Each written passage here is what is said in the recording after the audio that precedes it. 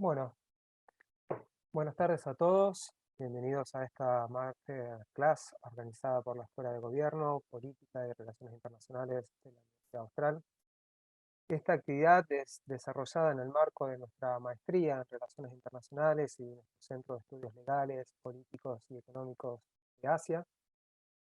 Con la maestría en Relaciones Internacionales se busca contribuir al estudio y a la comprensión del escenario internacional para fortalecer la inserción adecuada de nuestros países, organizaciones y sociedades a nivel global. Este año inicia la tercera cohorte de la maestría y aprovechamos también esta ocasión para invitarlos a aquellos que estén interesados a participar de la próxima reunión informativa que tendrá lugar mañana, jueves 17 a las 18 horas. Es una reunión que se realizará de forma virtual, así que después voy a pasar la información por chat para aquellos que estén interesados y quieran participar de la misma. La masterclass de hoy, titulada Argentina entre la ruta de la seda y el Indo-Pacífico, es un reflejo justamente de lo que son las clases de nuestra maestría en Relaciones Internacionales y de cómo se desarrollan las actividades dentro del aula. Por supuesto, también es un reflejo de los temas que abordamos, particularmente en nuestro Centro de Estudios Legales, Políticos y Económicos de Asia, el cual se crea en el año 2015 junto con la Escuela de Gobierno, y desde entonces se vienen desarrollando sistemáticamente investigaciones, capacitaciones y consultorías, tanto con empresas como con diferentes niveles gubernamentales. El centro particularmente lo que busca es configurar un espacio de discusión crítica que incorpore los estudios de Asia y el Indo-Pacífico desde una mirada crítica donde priman el derecho, la ciencia política, las relaciones internacionales y también las ciencias económicas. La charla de hoy, decíamos, se titula Argentina entre la ruta de la seda y el Indo-Pacífico. Y yo creo que realmente es para nosotros un orgullo poder contar con la presencia de Mariano Tursi, un experto de una amplia trayectoria y que además no solamente tengo por él una profunda admiración como colega, sino también como persona, porque es un amigo personal. Así que Mariano, un gusto saludarte y poder presentarte. Mariano es PhD en Estudios Internacionales por la Escuela de Estudios Internacionales Avanzados de la Universidad de Johns Hopkins. Actualmente es director del Centro de Estudios del Indo-Pacífico de la Universidad Católica en Argentina. Además es profesor en la Escuela de Gobierno, profesor de nuestra maestría en Relaciones Internacionales y también a nivel de grado. También es profesor en UCEMA y en ICEM. Particularmente en España es profesor en la Universidad de Deusto. Tiene una práctica privada como consultor de empresas y gobiernos en riesgo político global. Ha publicado una gran cantidad de artículos y libros sobre los temas que investiga. Su libro más reciente se titula Cómo los superhéroes explican el mundo. Y particularmente tampoco quiero dejar de mencionar uno que a mí me gusta mucho, que es Mundo BRICS. Pueden seguirlo a Mariano en LinkedIn, donde publica lunes de lectura, miércoles de mapas y viernes de video, además de contenidos de oportunidades laborales relacionadas a las relaciones internacionales. Hasta aquí mis palabras, le voy a ceder la palabra a Mariano. Todos aquellos que tengan comentarios o preguntas que quieran realizar, las pueden realizar por medio de el dispositivo que contamos aquí en Zoom para recibir esas preguntas. Mariano, la palabra es toda tuya. Bueno, muchas gracias, Luciano, gracias por la introducción. Muchas gracias a la Universidad Austral. Para mí es siempre un gusto cuando empieza el año empezar a dictar clases en la maestría y bueno, dar una masterclass para mí es también un honor y un orgullo y mucho más hacerlo junto, no solamente como dijo Luciano, no solamente un colega por el que tengo un enorme respeto profesional, sino también un amigo. Así que la verdad que estoy muy contento y espero que ustedes se vayan de esta masterclass más contentos de lo que entraron también. ¿Qué es lo que me propongo abordar en los próximos 25 o 30 minutos hoy? Vamos a organizar esta charla por niveles, ¿sí? El primero es el nivel global, ¿sí? Y allí vamos a pensar un poco qué es esta iniciativa de la franja y la ruta. Le pusimos ruta de la seda porque es más amable al público y más conocido, pero el proyecto oficial chino es la iniciativa de la franja y la ruta, el nombre oficial, ¿no es cierto? ¿Y qué es el Indo-Pacífico? ¿Sí? No como una zona solamente geográfica, sino como ambas construcciones geoeconómicas y geopolíticas. Esto vamos a verlo en un primer nivel global. Después vamos a bajar al nivel regional y vamos a pensar en el Indo-Pacífico / Asia-Pacífico y los impactos que esta zona, digamos, está teniendo sobre la estructuración de los asuntos internacionales actuales. Por último, vamos a ver el impacto en la integración regional latinoamericana. Y el cuarto punto que vamos a tratar es el que nos convoca, que es el rol de la Argentina. ¿Sí? ¿Por qué? Porque tanto en el centro que dirijo en la UCA de Indo-Pacífico, como en las clases que doy también en la Austral, siempre tenemos algo que yo he traído de cuando estudié en Estados Unidos, que fue cuál es el impacto en la política pública. ¿Sí? Académicos comprometidos con la vida pública, hay muchos, Luciano es uno de ellos, y me parece que esto es muy rescatable porque además de mantener nuestra rigurosidad metodológica e intelectual, tratamos no solamente de influir en el debate público, sino en mejorar o acercar insumos a la formulación de políticas públicas. Y esto es muy importante, y quiero tomarme un segundo para decirlo, porque cuando ustedes miran, y parte de la situación que nos convoca de Indo-Pacífico, o Ruta de la Seda, Iniciativa de la Franja y la Ruta, vamos a ponerle BRI, Belt and Road Initiative, Iniciativa de la Franja y la Ruta, digo porque me voy a referir intercambiablemente a estas cuestiones, nos hacen pensar y actuar de una manera diferente en el mundo, y no solamente en los pasillos de la universidad, sino también empresarios, y también a decisores de política pública. Es decir, nuestros mapas mentales configuran nuestras acciones, como cuando vamos con Waze o con Google Maps y nos dice doble a la izquierda, doblamos porque nos lo dice el mapa. Cuando los virólogos nos dijeron que nos quedemos en casa, nos quedamos, ¿sí? Y eso es importante, porque ninguno de nosotros era médico, pero nuestra acción estaba orientada a partir de un saber específico. Lo mismo está ocurriendo hoy en día con la guerra de Ucrania, ¿sí? No es lo mismo decir guerra que invasión. No es lo mismo hablar de las intenciones de Rusia que justificar el proyecto ruso. Entonces esto es muy importante, porque hoy en día, y en el mundo que viene más todavía, el riesgo político está impactando todas las áreas de la vida pública. Digo, el año pasado, o el anterior ya, nos quedamos en casa y empezamos a consumir Netflix, entretenimiento casero y delivery de productos en casa, porque hubo una pandemia, por una cuestión político-económica, y a partir de este año, todavía no se hace sentir, pero van a cambiar mucho nuestros hábitos porque el mundo cambió muchísimo con el tema de Ucrania. Pero el tema de Ucrania no es el que nos convoca hoy. El primer punto que voy a destacar es el global. ¿Por qué estamos hablando de la Ruta de la Seda y del Indo-Pacífico? Cuando, digamos, hace 20 años, pocas personas, ¿sí? Luciano y yo conversábamos en los pasillos y éramos marginados porque estudiábamos áreas raras del mundo, y así tantos otros colegas. ¿Por qué estamos hablando de esto? Porque la globalización como la conocemos se terminó. Y mi hipótesis es que el orden mundial, como lo conocimos desde el año 1945, se terminó. ¿Sí? El último clavo que faltaba era una cuestión como la de Ucrania, por eso me refería a eso. Los órdenes mundiales no cambian de un día para el otro. Todos los que tenemos hijos sabemos que nuestros hijos no cambian de un día para el otro, pero hay un día donde nos damos cuenta que cambiaron. ¿Sí? Y eso es lo que está ocurriendo. Estos son megaprocesos de los más estructurales que pueden existir en el mundo al estilo de las placas tectónicas. No sentimos esos cambios tan claramente, pero algunos temblores nos lo van avisando hasta que realmente hay un terremoto muy fuerte. Bien, en este sentido tenemos una globalización que se termina porque está sujeta a transiciones. Esas transiciones son de distinta índole. La primera de las transiciones, que yo he marcado anteriormente, es la transición económica de avanzados a emergentes. No podemos entender todo esto sin estas 5 transiciones de la globalización que voy a mencionar ahora. El cambio de los avanzados a emergentes tiene 2 dimensiones. La primera es que a partir del año 2000 la tendencia global empieza a modificarse, donde los países avanzados históricamente, desde que existe el capitalismo y se consolida como el mecanismo de producción y distribución de bienes dominante, la mayor parte de la riqueza mundial estaba en manos de los países avanzados. ¿Sí? Eso empezó a cambiar en el año 2000.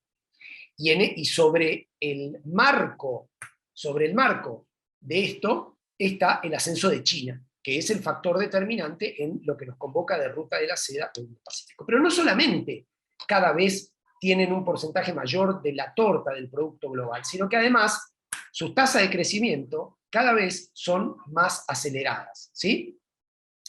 Eso es una primera transición. Por, digamos, factores absolutos y por velocidad, los emergentes han ganado terreno. Les digo, China ha crecido al 10% anual promedio entre 1978 y 2008. Yo no sé qué más necesita para ser un emergido más que un emergente, ¿no es cierto? Pero bueno, esos son debates que es interesante anotarlos al margen como pregunta, ¿sí? Segundo, la transición política del norte global al sur global. Hay una antropóloga antigua que decía que desde el siglo XIX los asuntos mundiales fueron dirigidos por hombres blancos, protestantes, occidentales y de mediana edad. Eso se terminó, ¿sí? La prosperidad que genera la transición económica también tiene un correlato en la seguridad y en la cuestión política, ¿no es cierto? Esto es no el oro, sino el bronce. Y los emergentes buscan una representación cada vez mayor en este mundo, ¿sí? Esto es lo que implica la transición de orden 2, que es la política. A todo esto se le suma una tercera transición, que es la tecnológica, lo que Ian Bremmer ha llamado la tecnopolaridad, y el rol no solamente de las compañías tecnológicas en sí, sino de lo que es la dimensión tecnológica. Hoy en día nuestra identidad tiene una huella digital, ¿no? Yo a esta transición la llamaba de lo real a lo virtual, y ahora la llamo de lo real a lo digital, puesto que cada vez más existe una situación en donde hay una realidad digital, ¿sí? Nuestras identidades, nuestras operaciones. Yo creo que no he tocado un billete en mucho tiempo porque todo entra a la cuenta y de la cuenta se distribuye virtualmente. Esto está por cambiar. Justamente, sanciones como la del sistema SWIFT han hecho cambiar esto para Rusia y a refugiarse en activos físicos. No hace falta mucho más que ver lo que ha subido el oro en las últimas semanas. La cuarta transición es la que nos convoca, y vamos a pensar, por eso les decía, de estas 5 transiciones vamos a tomar la dimensión cuarta, que es la geoeconómica y geopolítica del Atlántico al Pacífico. Nosotros, pocas personas conozco, además de Luciano, que utilicen el mapa con el centro en el Pacífico. ¿Vieron ese mapa que empezaba de la izquierda con Estados Unidos, con las Américas, y terminaba del lado derecho con Japón? Ese mapa hace desaparecer el Atlántico, ¿sí? Para los que quieran saber más, los espero en la clase. Pero no, mentira. Les cuento, porque esto ahora, el centro de los asuntos mundiales, está en el Pacífico. Por eso estamos hablando de la ruta de la seda o del Indo-Pacífico, y no estamos hablando del Frente Occidental Europeo, como lo hicimos en la Primera y Segunda Guerra Mundial. ¿Sí? Bueno, ahora con Ucrania un poco más, pero no de esa manera estructural. Entonces tenemos primera económica, de avanzados a emergentes. Segunda, política, de norte a sur. Tercera, tecnológica, de lo real o lo físico a lo digital. Cuarta, geoeconómica y geopolítica, de el Atlántico al Pacífico. La quinta es cultural y es de occidente a oriente. Y acá me paro en esto solamente por una cuestión. Hay que tener mucho cuidado con el tema cultural, ¿sí? Hay mucho, para ponerlo en términos académicos, mucho verso en cuanto a las variables culturales. Son muy pocas las personas que pueden hablar de las variables culturales como impacto real en las relaciones internacionales. Pero sin duda es importante, ¿sí? Mis amigos duramente realistas me van a decir que no, mis amigos constructivistas me van a decir que sí. El punto es hacerse la pregunta, ¿sí? Entonces me parece que es importante porque no es lo mismo una transición de poder entre Gran Bretaña y Estados Unidos que entre Estados Unidos y China. Eso está muy claro. Y eso es una variable que hay que estudiar. Con mucha prudencia, con mucha seriedad metodológica, porque si no parece que es una variable residual, pero es importante. Entonces este es el primer telón de fondo sobre el que ocurre el tema que nos convoca hoy. Las 5 transiciones de la globalización. Una de esas dimensiones es la geoeconómica y geopolítica. En esa dimensión existen 2 proyectos contradictorios, competitivos, para estructurar el orden internacional venidero. El primero es la iniciativa de la Franja y la Ruta. Tengo un opinólogo acá que no está de acuerdo.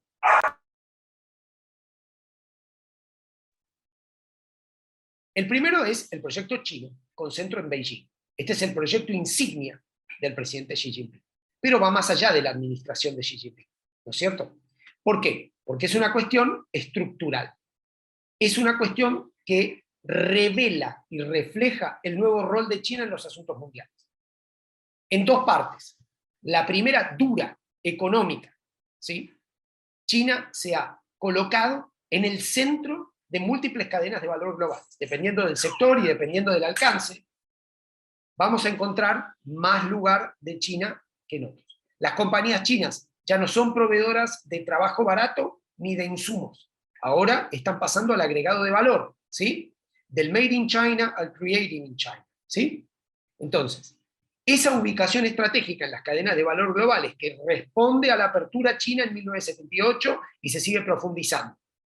Eso implica que hoy en día China está buscando recrear los patrones del comercio y la distribución global de bienes a partir del lugar que ocupa en esta red. En una red, si tomamos una red, un nodo muy grande como China cada vez pesa más, y China está haciendo sentir ese valor. Esa es la primera dimensión, la económica. La política es que esto tiene un correlato de economía política interna para China. ¿Por qué? Esto permite, piensen que es un corredor, dos corredores, uno terrestre y uno marítimo, que recrea la antigua ruta de la seda de Marco Polo, ¿sí? Un tren que va de Yiwu hasta Madrid. Y después toda la infraestructura de puertos que va conectando desde los puertos del sur de China a Myanmar, Kiaikfiu, a Pakistán, en Gwadar, remontando por Somalia, por Djibouti, el Golfo de Adén, el Mar Rojo, pasando por Suez y entrando después al puerto del Pireo, en Grecia, donde ya sabemos que China es el principal acreedor y operador del puerto del Pireo. ¿Sí? Bien, esto es muy importante porque además, con la disrupción de las cadenas terrestres, caso Pakistán, Afganistán, Irán y ahora más recientemente con Ucrania, se va a fortalecer el componente marítimo de la BRI o de la iniciativa de la Franja y la Ruta. Entonces, hay una lógica económica, una lógica política, ¿sí?, interna de Xi Jinping, porque esto le permite, además de exportar bienes, internacionalizar las compañías chinas y llevar todo el exceso de capacidad que puedan llegar a tener, el know-how, el estándar tecnológico, porque esto lo vemos, ya lo vamos a ver cuando veamos Argentina, pero un estándar tecnológico para construir una planta nuclear cierra al país receptor a ese estándar tecnológico. Eso es importante y hay que saberlo, y sobre todo factorearlo en el riesgo político. Y la última de las dimensiones es financiera, porque a través de esta iniciativa BRI, sumado al Banco BRICS y al Banco Asiático de Inversión en Infraestructura, China está internacionalizando de hecho su moneda, ¿sí?, teniendo un peso como actor financiero mundial sin exponerse a la volatilidad de los mercados financieros mundiales. ¿Sí? La estrategia china está muy clara y es que el mundo se integre a China sin que China se integre al mundo tanto. ¿Sí?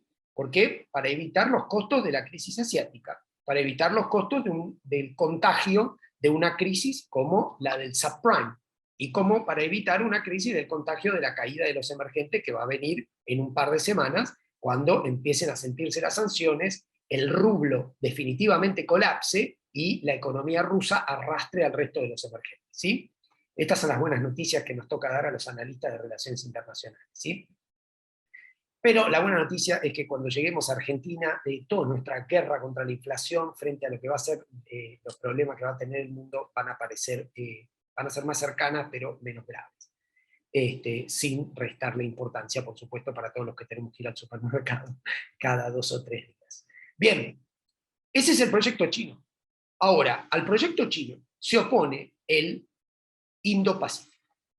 El Indo-Pacífico, así como la ruta de la seda era el BRI, el Indo-Pacífico es el FOIP, ¿sí?, el Free and Open Indo-Pacific.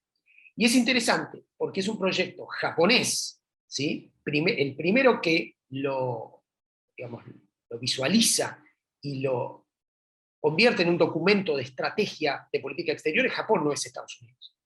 En una conferencia en India, sumamente importante esto, ¿no? Obviamente India teniendo un lugar muy importante para balancear a China.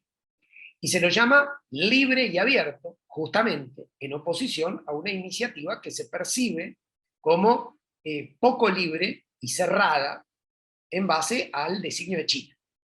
Nos puede gustar más o menos, pero el mundo está cambiando, ya cambió. El tema es si nosotros nos vamos a enterar o no nos vamos a enterar, y si los intereses creados nos van a permitir que nos enteremos o no nos enteremos. ¿Sí? Países como Corea, que Luciano conoce muy bien, y países como Japón lo conocen muy bien. ¿Sí?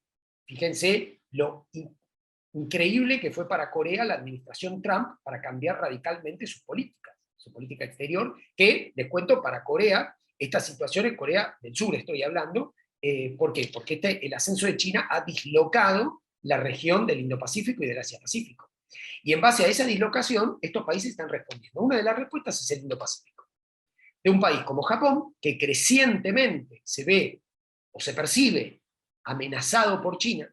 Piensen que Japón y sus asesores especiales creen que tienen el lugar que Gran Bretaña tenía en la Primera y Segunda Guerra Mundial frente a una potencia continental expansiva que en el siglo XX fue Alemania y en el siglo XXI es China. Y en vez de ser en el concierto europeo, es en el concierto asiático. Y en vez de ser Gran Bretaña con su poder naval, es Japón, y el lógico paso es empezar a desarrollar su poder naval. ¿Sí? Esto va a disparar una competencia armamentista que ya ocurre, que va a generar enormes oleadas de inestabilidad en el Indo-Pacífico, y para la cual nosotros tenemos que estar preparados en varios planos, y parte de esto es la masterclass y la maestría y el trabajo que nosotros hacemos denodadamente todos los días en la clase, en los medios y en los libros. ¿Sí? Bien.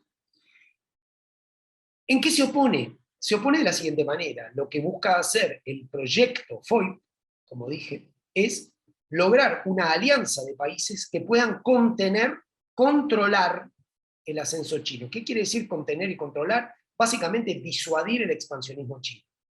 No lo hace Japón solo, Japón lo propone, pero se dispone de una manera en la cual encuentran otras articulaciones. Voy a un ejemplo concreto. Militarmente, el Indo-Pacífico no tiene entidad, pero se engancha perfectamente con el Quad, ¿sí? La estrategia de defensa de estos cuatro, y AUKUS, ¿sí? Australia, Reino Unido y Estados Unidos. Este fortalecimiento de las alianzas de seguridad y de los compromisos militares recíprocos que tiene como remache principal, que si uno lo saca se cae la estructura, la defensa de Taiwán, eso es clave, y como segundo orden, todo lo que es controlar en lo que se percibe como expansionismo chino en el mar de China, ¿sí? Y los reclamos por las islas adyacentes y la construcción de islas, ahí nos podemos más meter en detalle durante el Q&A, eso es parte de esta construcción. Es decir, tenemos dos proyectos geopolíticos y geoeconómicos contrapuestos. Esto implica una estructura de alianzas de seguridad diferente, alineamientos políticos contrarios, instituciones multilaterales con principios en conflicto, y obviamente flujos comerciales que cada vez están divergiendo más. La idea de la globalización, de tener cadenas globales de valor, estamos pasando de las CGBs a las CRBs, ¿sí? Cada vez más, de una manera cada vez más pronunciada, y que las sanciones contra Rusia solamente rubrican y que van a ser un instrumento de opción de muchas potencias, ¿sí? Por motivos reales o motivos inventados. Ustedes se imaginarán que sancionar al equipo ruso de la FIFA es un dislate absoluto, pero como cada institución va a empezar a competir para darse un espacio para países, y ya voy a países como la Argentina, que estamos sumamente expuestos en pocos sectores, la diversificación es una forma de supervivencia, no una forma de prosperidad, sino una forma de seguridad. Entonces, ¿cuáles son los puntos contrapuestos? Uno tiene centro en Beijing, el otro tiene centro en Estados Unidos. Uno tiene centro en expandir el poder de un emergente que no es revisionista del orden internacional para nada, pero que busca una representación, ¿no? Una revisión cada vez mayor, y el otro mantener la estructura de seguridad comercial financiera post-1945, que busca una aquiescencia al liderazgo internacional global norteamericano, y especialmente en el Asia-Pacífico, en el Indo-Pacífico, por supuesto, ¿no? Obviamente esta configuración revaloriza el rol estratégico de Tokio y de Delhi, le da a Canberra un rol completamente diferente, ¿sí? Fíjense que, por ejemplo, Japón ha sido muy fuerte ahora con los reclamos que mantiene con las islas con Rusia, puesto que obviamente es expansionismo para el lado europeo. Japón también se lo pregunta si no, en algún momento no tendrá un correlato militar también para su lado. Son preguntas que están surgiendo ahora porque volvimos, nos guste o no nos guste, a la tragedia de la política de los grandes poderes, como es el libro de Mearsheimer, ¿sí? Entonces es muy importante comprender el alcance tremendo que tiene la reconfiguración mundial con base en la ruta de la seda o el Indo-Pacífico. Último punto, el impacto para la Argentina, ¿sí?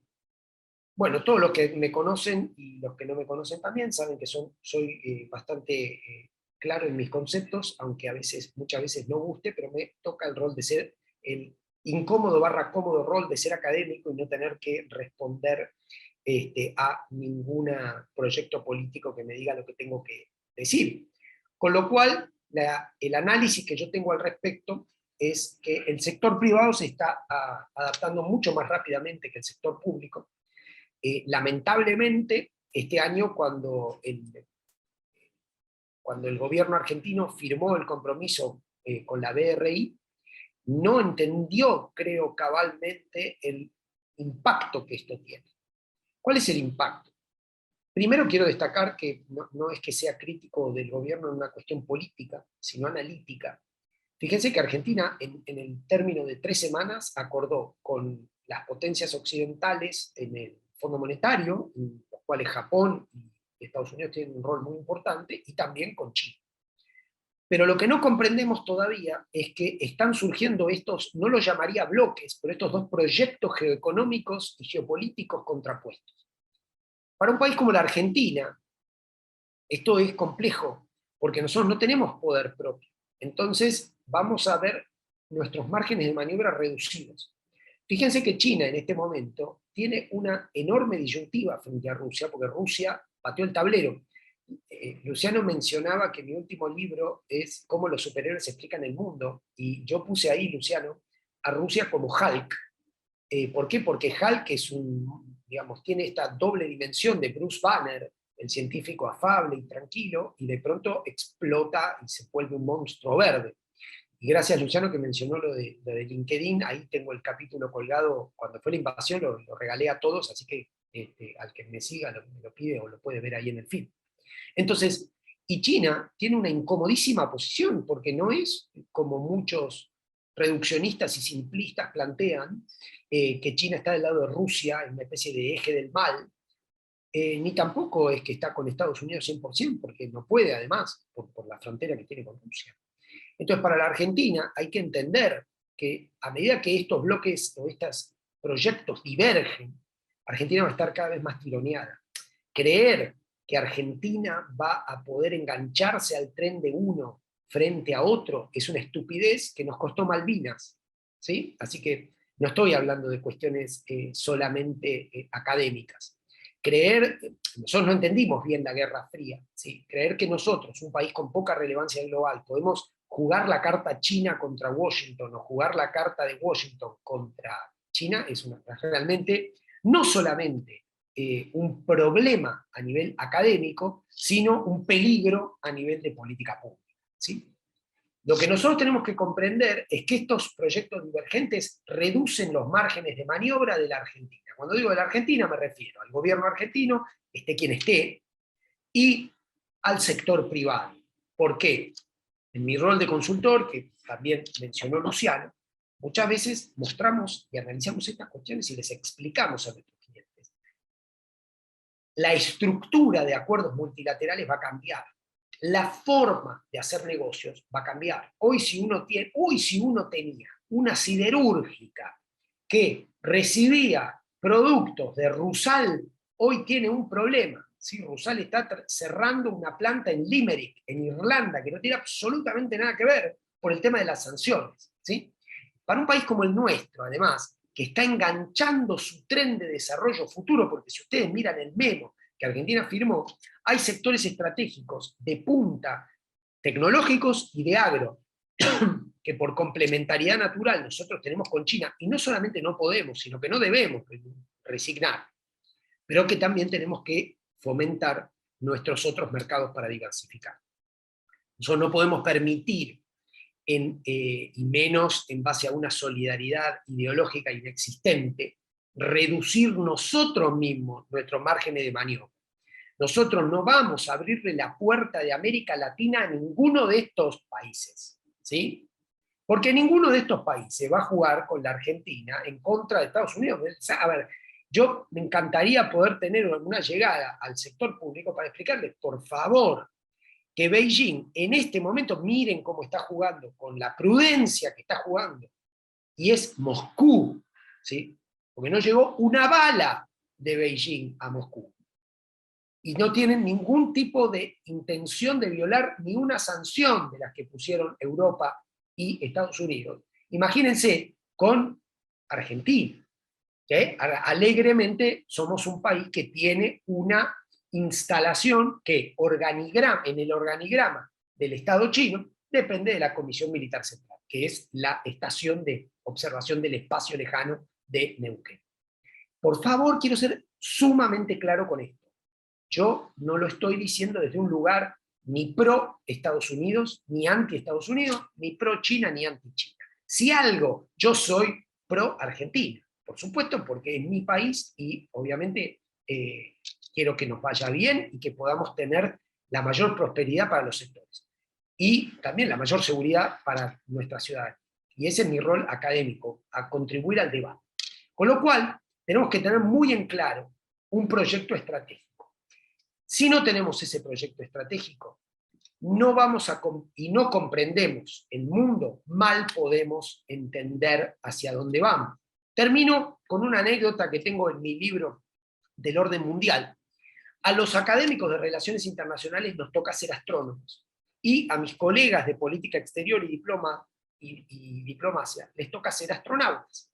Los astrónomos vemos desde la comodidad de la Tierra con un telescopio, sabemos las masas gravitatorias, los movimientos gravitatorios, las masas relativas de los planetas.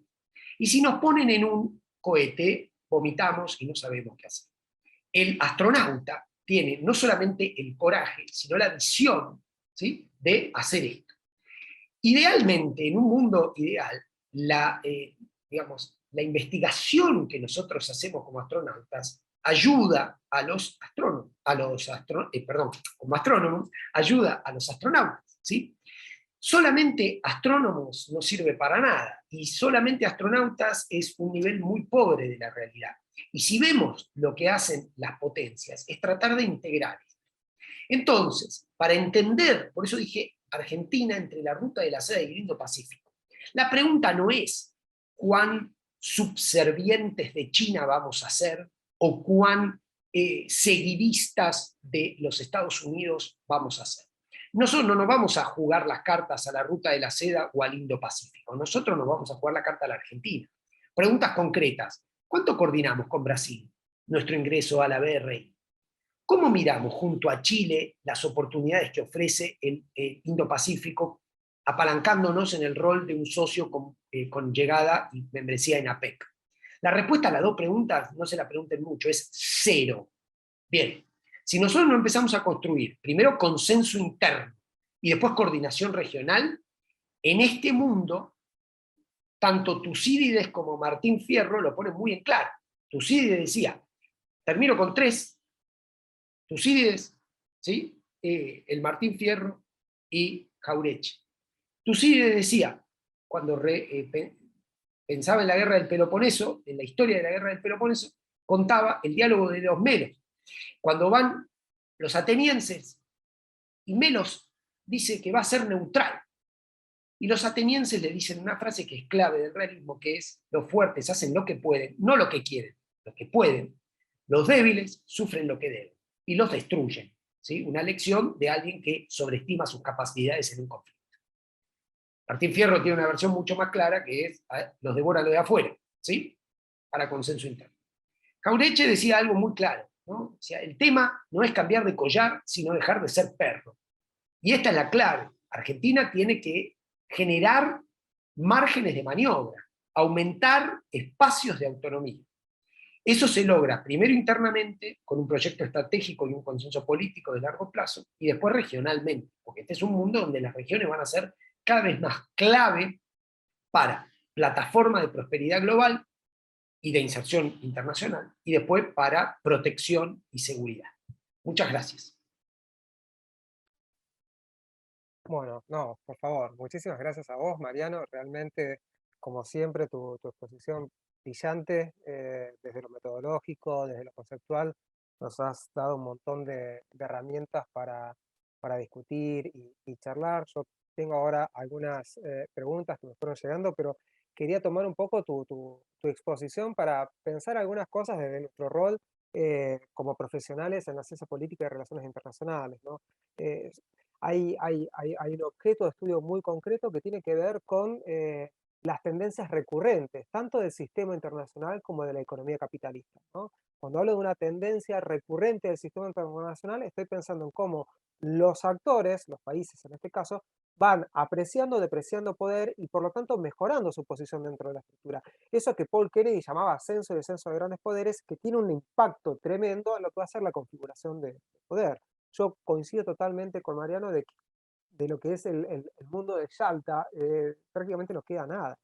Así como está esa tendencia recurrente de ascenso y descenso de grandes poderes, tenemos otra tendencia recurrente propia del sistema capitalista que tiene que ver con la relocalización de actividades productivas y tecnológicas. Y que bueno, que justamente eso es lo que se viene desarrollando, como eh, tan genialmente describía Mariano, ¿sí? Ese traslado de las actividades económicas, productivas y financieras hacia el Pacífico, ¿no? Un tema que mencionó Mariano y que me parece que tenemos que tener muy presente es esa carrera armamentista que se está abriendo en el Asia-Pacífico, el Indo-Pacífico. Cuando vemos estadísticas acerca de los presupuestos militares de los países de esta región, por ejemplo, por tomar lo que son las estadísticas del CIPRI, vemos que justamente es la región del mundo donde más vienen aumentando los presupuestos militares, no en la última década, en los últimos 30 años. ¿Sí? El aumento, la modernización militar de los países de esa región llama poderosamente mucho la atención, ¿no? Claramente hay una relocalización del eje de las relaciones de poder hacia el Pacífico. Eh, yo no perdería tampoco de vista debates que se van a desprender sobre esto. Es decir, por ejemplo, China, Corea, van a aceptar un rearme de Japón, ¿no? Sobre Japón todavía pesa la posición constitucional de que no puede tener un ejército en sentido formal y la renuncia a la guerra como un instrumento de política. Y claramente hay un pasado cultural que separa al resto de los países de la región de Japón, producto de lo que fue el expansionismo japonés a lo largo de la década del 30 y primera mitad de la década del 40 del siglo pasado. ¿Qué pasa con Pyongyang, que hoy tiene capacidad nuclear y además capacidad de atacar la costa oeste de Estados Unidos? ¿No? O sea, imagínense un escenario de confrontación donde Pyongyang aprieta el botón rojo. Con el tema de coordinar con Brasil, Mariano, la verdad es que yo creo que es muy bueno tu comentario, es fundamental, ¿no? Y viajo un poquito para atrás en el tiempo y pienso en noviembre del año 2004, cuando Argentina reconoce a China como economía de mercado. ¿Qué coordinación tuvo el gobierno de Néstor Kirchner con el de Lula? Ninguno. Y viajamos en el tiempo y cada vez vemos menos concertación, menos debate, y pensamos al mismo tiempo, bueno, ¿cuál va a ser el rol del Mercosur? ¿Vamos a seguir teniendo un Mercosur en todo esto? ¿No? Me parece que son muchos temas para ir debatiendo. Yo, Mariano, mientras que seguramente van a llegar otras preguntas, aprovecho para pasarte alguna de las que ya llegaron. Débora nos pregunta con respecto a la dimensión cultural. El idioma es la parte más importante de la comunicación. ¿Cuánto tiempo se tarda en aprender un idioma oriental? Y pregunta qué tan delicada es la relación histórica entre China y Japón. Yo creo que agregaría también Japón con Corea y otros países del sudeste asiático, que ninguno olvida el expansionismo japonés que recién mencionábamos. También se pregunta acerca de cuál va a ser el rol de los países petroleros, ¿sí? En esta nueva configuración del orden internacional. Si querés comenzar con esa pregunta, Mariano, yo voy recogiendo alguna de las otras. Sí, primero quiero, bueno, les quiero contar que el intercambio que estamos teniendo con con el profesor Bolinaga, esto es parte de lo que hacemos en la maestría. Y me parece muy importante que invitarlos a todos a hacer esto, porque realmente es muy estimulante como ejercicio intelectual. Fíjense que ahí también dejé en el chat un artículo que yo hice en el 2014 sobre Asia y la desintegración latinoamericana como vector, el ascenso de los países asiáticos emergentes, pero con Asia como la locomotora, o el Indo-Pacífico como la locomotora, mostrando justamente el impacto que esto iba a tener en las instituciones, particularmente el Mercosur, que eran atlánticas. Y bueno, ¿no? 8 años vista presente el artículo, ¿no es cierto? Ahora, les diría lo siguiente, ¿cuán importante es entender el idioma? Ahí hay dos cuestiones. Por supuesto que es clave, porque los documentos oficiales chinos tienen, alguien que no hable chino, tiene una gran limitante para entenderlo. Decía Ludwig Wittgenstein que los límites del lenguaje son los límites de la realidad. Hay palabras que no existen, por ejemplo, voy a darles un ejemplo que siempre uso en las clases. Nosotros tenemos una palabra que es paraíso fiscal, ¿sí? Los países hispanohablantes lo llamamos paraíso fiscal. En inglés se llama fiscal haven, pero no se llama fiscal haven, H-E-A-B corta, se llama H-A-B corta. Un haven es una guarida, es un lugar horrible. ¿Por qué? Porque no pagar impuestos en una sociedad de raigambre protestante es un insulto a la construcción de la ciudad en este mundo. Para el sistema impositivo español colonizador en América Latina, obviamente es un paraíso. ¿Por qué? Porque el tema fiscal es una cuestión totalmente ajena, foránea e ilegítima. ¿Sí? Eso es importante. Ahora bien, es importante que la cultura, digo, yo no puedo hacer cursitos de idiomas o de cultura y creer, lo voy a poner así, porque no quiero, todo el mundo me conoce, y los que no me quieren, prefiero que no me quieran así. Ustedes hacen, estoy cansado de escuchar que lo que hace China se explica por 3 dichos de Confucio y 2 de Lao Tse, o si hace cosas militares por Sun Tzu. ¿Cuánto de Argentina podemos explicar por el Martín Fierro? Yo lo puedo citar, ¿sí? Pero como ejemplo, ¿no? Ahora, ¿es importante conocerlo? Por supuesto, hay que interiorizarse, ¿sí? Entre paréntesis les cuento, para que ustedes sepan, que hay muy pocos docentes que tengan experiencia real y que hayan estudiado allá, como el profesor Bolinaga, ¿sí? Digo para que sepan después, porque cuando él habla con la seriedad metodológica de quien ha investigado y con la realidad del trabajo de campo que ha conducido. Pero eso es muy importante también. Entonces, sí, la cultura importante, el idioma importante, pero no como reemplazo, como complemento de la teoría de relaciones internacionales, ¿no? Yang Xuetong, que es uno de los principales teóricos de relaciones internacionales, dice, ¿por qué tenemos que tener teorías de relaciones internacionales chinas? ¿O acaso la ley de gravedad se cumple distinto en China que en Estados Unidos? Y algo de eso hay. Si el método científico de nuestra disciplina se propone universalista, entonces no podemos localizarlo. Lo que pasa es que la nuestra es una ciencia social. O sea que ahí hay un tira y afloje, pero es un debate académico, ¿sí? Digo, respondiendo a la pregunta, Luciano. Sí rescato estos comentarios. Digo, Pyongyang está a una distancia de Buenos Aires, de Capital Federal a Tigre, ¿sí? Con lo cual un misil no hay forma de pararlo.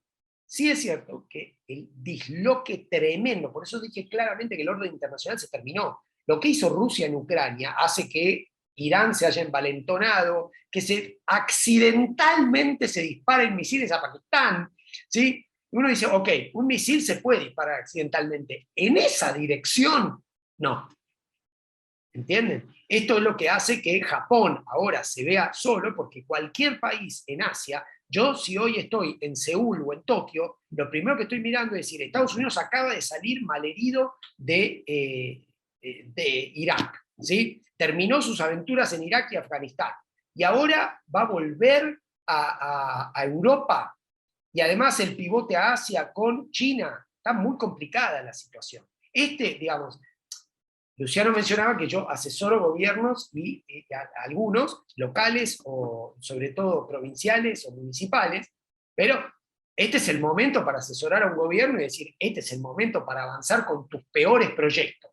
¿Sí? Si yo no lo haría por un tema moral, pero si yo estuviera asesorando un tirañuelo en alguna zona, tropical del mundo, le diría, este es el momento para mandarse una limpieza étnica de antología. Por favor, no me citen en esto porque voy a aparecer, pero tenemos que estar preparados nosotros para esto. Es más, las asesorías que sí realmente hago es donde le digo, usted tiene operaciones en un país así, tenga muchísimo cuidado.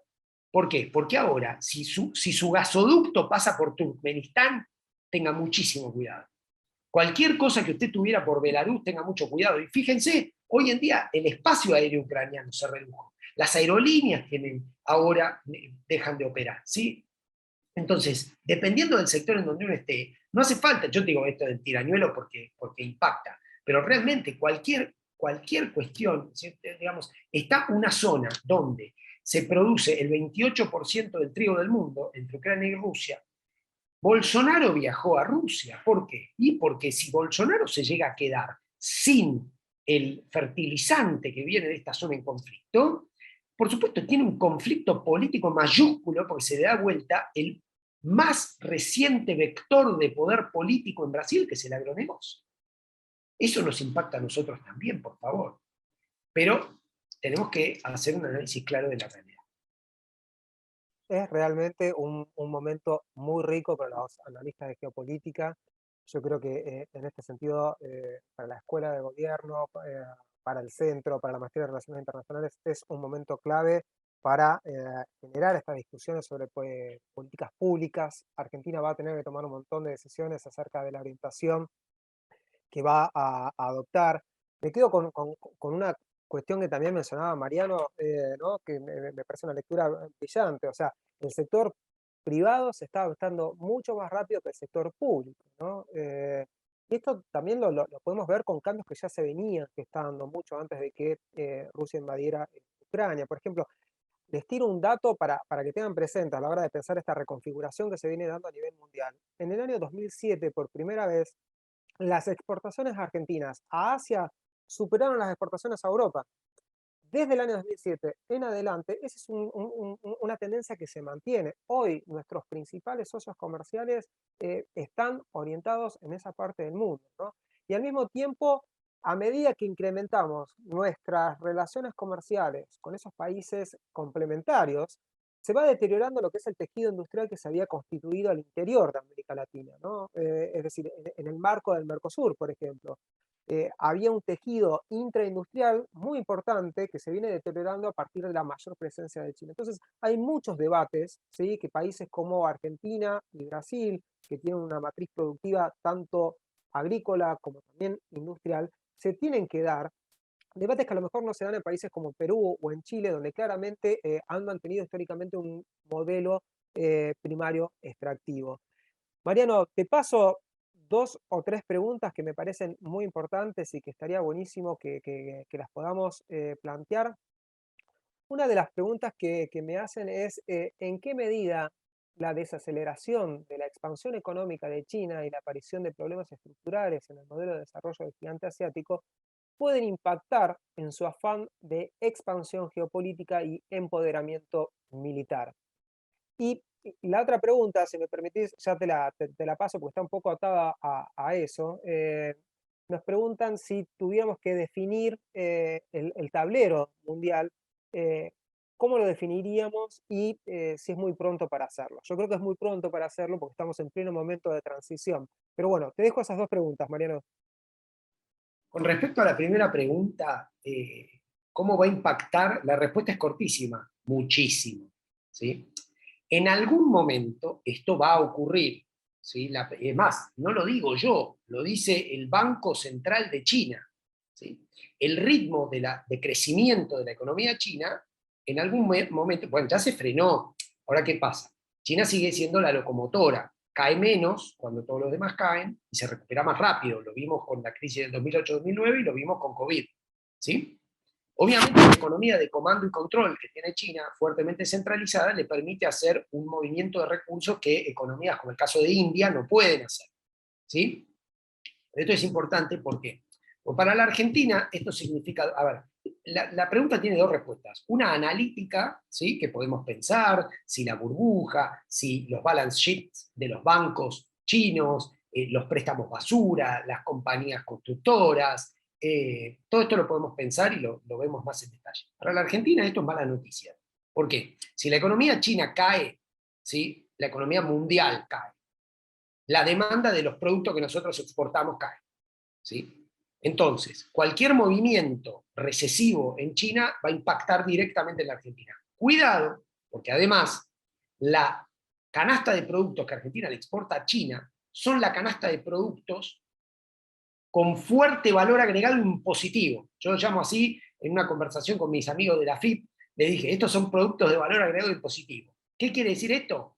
No es lo mismo exportar bienes sobre los que vos podés cobrar impuestos que después van a financiar programas sociales en el Estado. ¿Por qué? Porque esto tiene un impacto directo en la estabilidad social.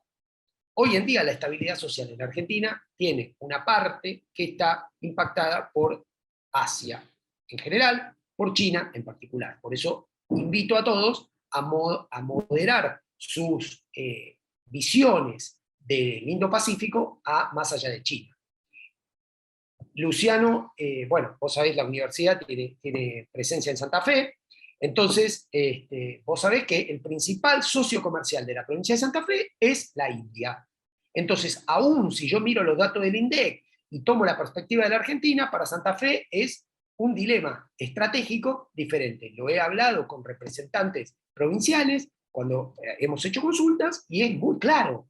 Santa Fe no se puede permitir tomar un alineamiento abierto y directo pro-China anti-India. ¿Sí?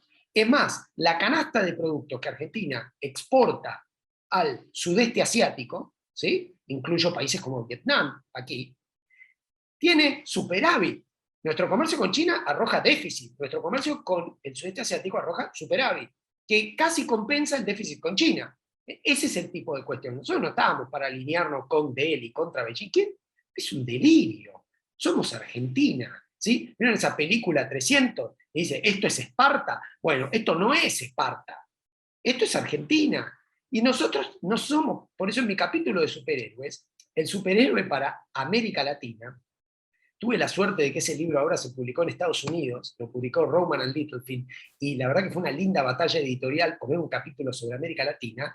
El superhéroe de América Latina es el Eternauta. Para los que sean más geek como yo, el Eternauta es Juan Salvo que resiste una invasión alienígena. ¿Sí? Juan Salvo no es un superhéroe, no es Superman, no vuela, no tiene visiones de rayos X, no es Batman, cuyo superhéroe, como él mismo lo dice, su superpoder es que es rico. Juan Salvo quiere volver a su casa con su esposa Elena y con su hija Martita, y vive en un mundo que no controla. ¿Sí? Vienen los Urbos, los Manos, los Sellos, que son todos los malvados, y América Latina está en ese lugar. América Latina tiene que generar, América Latina lo digo en general, y Argentina en particular, tenemos que generar márgenes de autonomía en un mundo que no controlamos. ¿Sí? Nosotros no estábamos para agitar la banderita, somos pro-Ucrania, somos pro-Rusia. Nosotros tenemos que decir, mamá mía, si se están peleando Rusia, Ucrania, la Unión Europea, Japón, Estados Unidos con Rusia, ¿cómo hacemos? ¿Sí? Porque llueve lava a nivel internacional. ¿Sí? Pero lejos de eso, estamos en un debate donde ¿qué hacemos?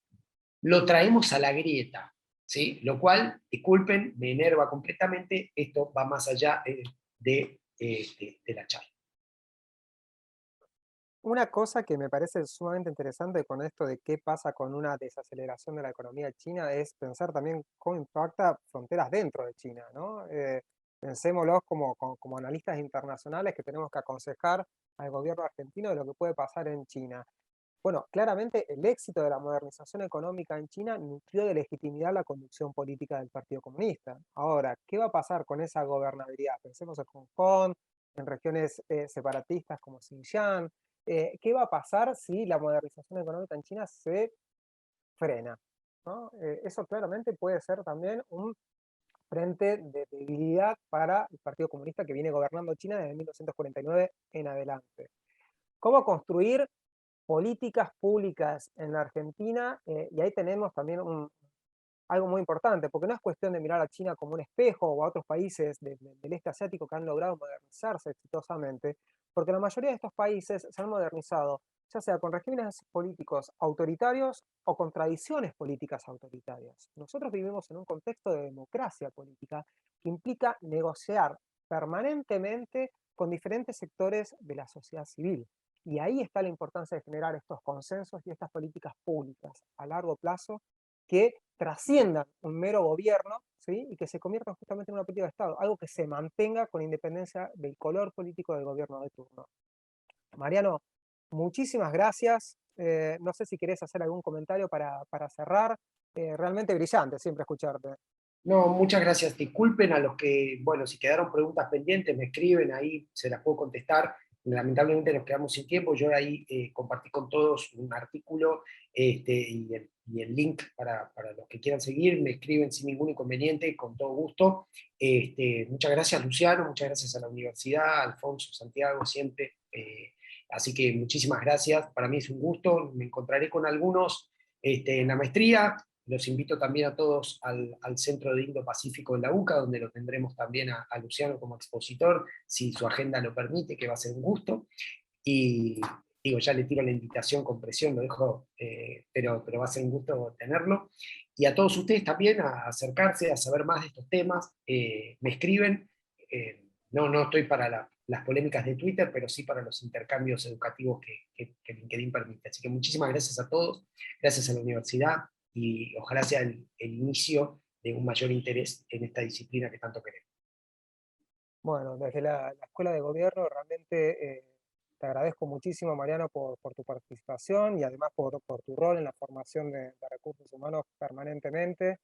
Les agradezco a todos que hayan participado de esta reunión. Los invito nuevamente a la reunión informativa de la Maestría en Relaciones Internacionales mañana, pero también a que sigan de cerca todo lo que es la agenda de actividades que tiene la Escuela de Gobierno pensada y que vamos a estar desarrollando muchísimas actividades a lo largo de este año.